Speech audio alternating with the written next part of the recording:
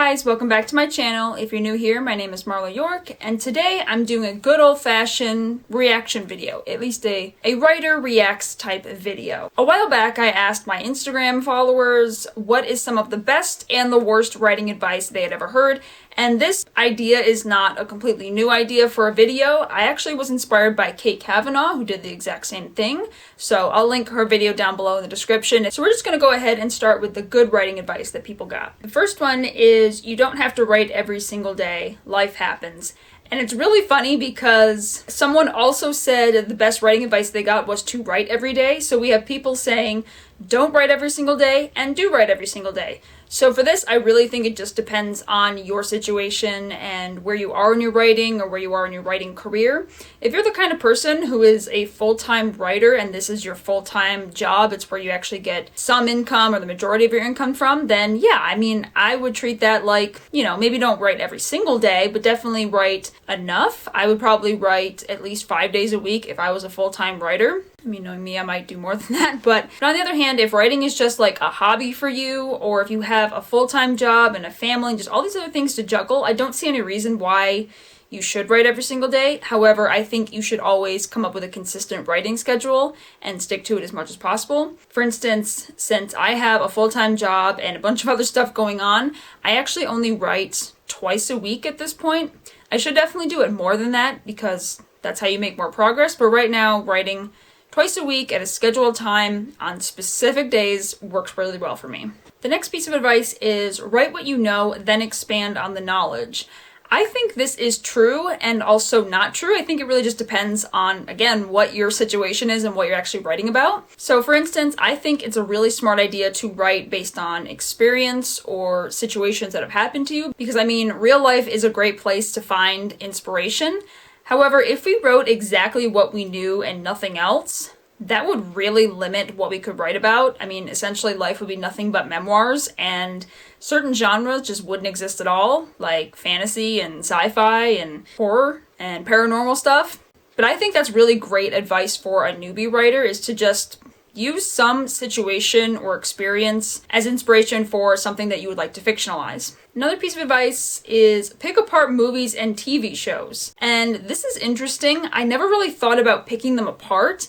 I've definitely used movies and TV shows for inspiration, and I don't believe that you should try to copy any other form of storytelling, whether that's other books, movies, video games, whatever. Definitely don't copy them, but you can definitely learn from different tropes and different well-established storylines that you think are really good or you think are inspiring, or ones that have just been sort of critically acclaimed as a well-written blank piece of story. I don't think I've ever done this intentionally, but I think it's something that I'd like to try in the future. Like as I'm watching something, just really notice what the writers have done and what the directors have done and see how I can use that in my own writing. So I actually really like that advice. The next piece of advice I have is write now, edit later. And I think that is absolutely 100% true. Especially if you're writing the first draft or like the earlier drafts, don't go back what you've just written, whether that's a paragraph or entire chapters. Don't go back and edit something that's not even done yet, because odds are the entire manuscript, or at least big chunks of it, especially during the first draft, they're going to change a lot by the time you reach the end. When a story is in its earliest drafts, you really shouldn't worry that much about having every single detail correct all the way through. I mean, if there's something really big that you feel like needs to be changed in the earlier part of the book because you know that something is going to change later on, then yeah, maybe go ahead and change that. But you definitely shouldn't nitpick at your plot before you even have the entire draft down, or before you have a really concrete idea of what the story is going to be like. So absolutely write it down, get stuff out of your head, and just let it go from there. And then once you're in the later stages where things are starting to become more set in stone, that's when you edit. Another piece of advice that someone said is to take my time, and I absolutely think that is true as well, especially when there's a lot of people who are full-time writers, or you constantly see certain authors that it seems like they're publishing tons of books all at once, and you're just wondering how on earth are you finishing all of these drafts and doing all of these projects and getting them done so that you can release 6 books or 12 books in a year. And that's not to say that they're not taking their time, but I think if you try to rush anything. If you try to rush the first draft to get to a certain point, if you try to rush through editing, if you try to rush to publication, you're going to find that there's a very good chance that your story is going to suck and not be ready for publication at all. So don't worry about anyone else's time frame. Don't worry about what other people are doing, how many books they've published. If it seems like they were just drafting a few weeks ago and now they're already in the final editing stages, it doesn't matter. All that matters is what you are writing and your own projects and your own schedule. So yes, definitely take your time. The last piece of good advice I want to react to is it's okay to suck in the first draft. And this could not be more true. Not too long ago, I realized, as if it was some sort of like epiphany, which it totally wasn't, I write much better when I give myself permission to write badly. And again, this is something that applies to definitely like the first draft or the first couple of drafts, like very early stuff. You should focus more on just getting the ideas down on paper than trying to make it sound really nice. Of course, you don't want to write complete garbage. You don't want it to sound bad just for the sake of getting it down, because odds are that's just more work for you to do later. But for me, I've noticed that if I'm stuck in a particular scene, or if there's a weird sentence, like it just doesn't make sense, or I have this idea of what I want it to sound like, but I can't think of the words, which happens to me all the time in writing and in speaking. If I find myself in that situation, I just write whatever comes to mind, like just the most basic, blatant, straightforward sentences just to get the information on the page. And then later on, as I'm working on the entire project, that's when I'll try to make things more coherent or just nicer sounding, easier to read, that kind of stuff. But yeah, once I let myself stop being a perfectionist about the first draft, I realized that my writing became so much easier. And it's not that I'm just magically a better writer because I'm like, hey, it's all right to suck a little bit. It's that I'm not worrying about perfection or what people will think or if it sounds okay, because if it's in the early drafts, it's not going to sound okay. It's never going to be perfect. So yes, definitely let your writing suck, especially in the early drafts. Now I'm going to move on to the bad advice that I got, and there were definitely fewer responses for this. I don't know if that's a good sign or a bad sign, it's just an observation. So it's funny that the first one for bad advice is write what you know. If I did that, I'd never write anything. And that's kind of funny because similar to the writing every day sort of thing, there are some people who think that it's great advice to write what you know and then expand on it. And there's people who think it's bad advice to only write what you know.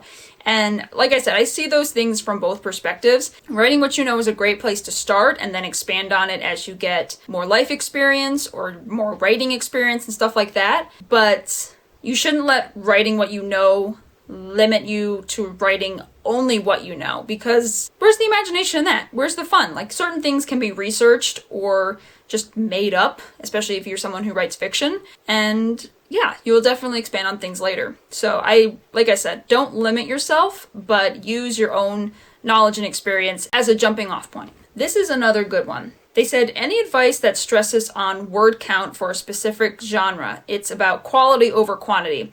And I definitely think this is true. Now, when it comes to certain types of books, I don't know all of them, but it's like a short story is typically this many words to this many. And then a novella is this many to this many. A novel is this many to this many. So the word count is typically what dictates what type of book or story that's going to be. But people who stress too much over specific word count for a novel or a genre, I've seen this in writing groups a lot where people say, I want to write fantasy, what's the number of words that I have to write in order to write fantasy?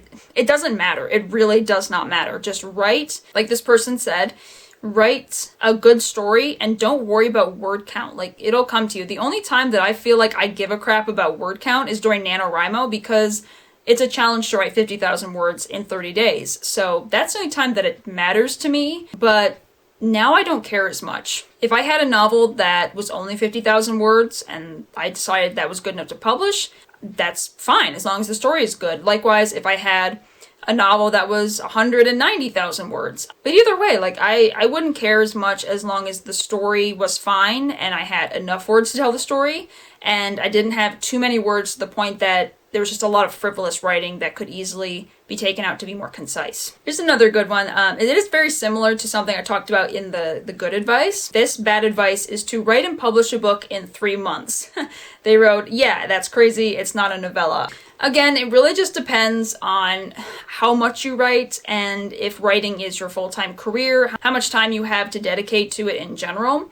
If you're the kind of person who writes really fast, you write for 8 to 10 to 12, whatever hours a day, and that's literally what you do primarily with your time, then yeah, I mean, if you can write and edit and make a well-written book in 3 months or 6 months or whatever, then good for you. That's great. But people who just stress too much about fast publishing, I think there's a term for it. I don't really know if it's fast publishing or something else, but I don't think you need to worry that much about making sure that you publish X amount of books in X amount of time in order to be successful. If it takes you a couple years to get through one book, that is absolutely fine. If you are the kind of person who, I mean, this could be a tactic, I guess, to write these manuscripts in a certain amount of time, get them completely edited and prepared for publication, and then they're waiting to be published in a certain amount of time, then fine. But yeah, don't worry about how long it takes you to write a book. As long as you're doing it and it's published well, that's more what matters.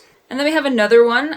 Again, it's the writing every single day. So this person was saying that bad advice they had gotten was to write every single day, even if you don't feel like doing it. Again, it really just depends on what you want to do. There are certainly days that I have scheduled for writing that I have so much stuff going on, or I'm just really am not in the mood. I think 99% of the time for me, I think if it is your dedicated time to write and you are able to, then you should. It shouldn't matter if you feel motivated or inspired or whatever the case may be. But there are times when you really, really do not want to write and you don't feel like you have the time for it, you don't have the attention span for it, you're too tired, you're stressed out, you have other things that you would rather be doing, then don't do it. Just don't push yourself to write if you are really and truly not into it. If it's because you have some sort of like mental or emotional block, then I would definitely say take care of yourself and don't wallow in that feeling so long that you don't ever write. And especially if you are not writing just because you feel like it's not worth it or your stories aren't good, your ideas aren't good, you're a shitty writer. Don't wallow in that feeling because you can always improve your writing, but if you never write, you will never improve. So yeah, if you don't feel like writing, then don't write, but make sure that you do write eventually.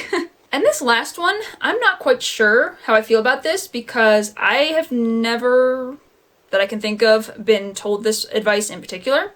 So they said, I don't know if this is bad advice, but someone told me to spend more on marketing because it's the most important thing. And that, I don't know.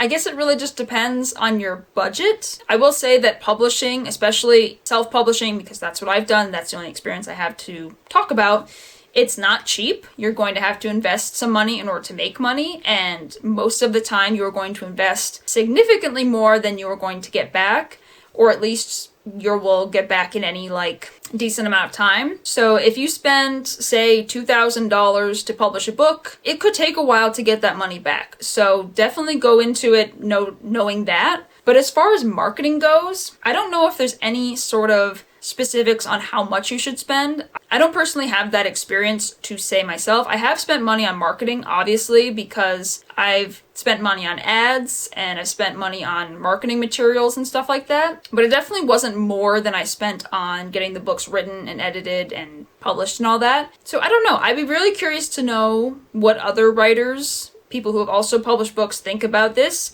Should you spend more money on writing the book, editing, publishing it, or should you spend more money on marketing?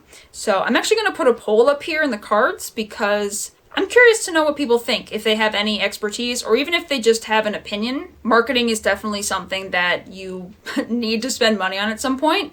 As for how much, one way or the other, I don't know. But that is interesting, so I'm glad that they mentioned that because I hadn't really heard that advice. And yeah, marketing is not my strong suit. It's something that I'm actually in the process of learning more about as we speak or in the near future. So yeah, I find that very interesting. Alright, so that's all the good and bad advice that I have from you guys, from my Instagram friends and followers. Is there any other good or bad advice that you have gotten that you think is relevant to this? If you have, definitely leave it below in the comments because I'd be interested to see what you guys think is good and bad advice. If you thought this video was interesting, definitely like, subscribe, let me know again what you thought about it in the comments. Getting a little bit redundant here. If you'd like to keep up with me on my writing endeavors and so on and so forth, I'll leave my social media links below in the description, as well as links to my self-published novels, Blood of Fire and Trail of Flames. So until next time, see ya!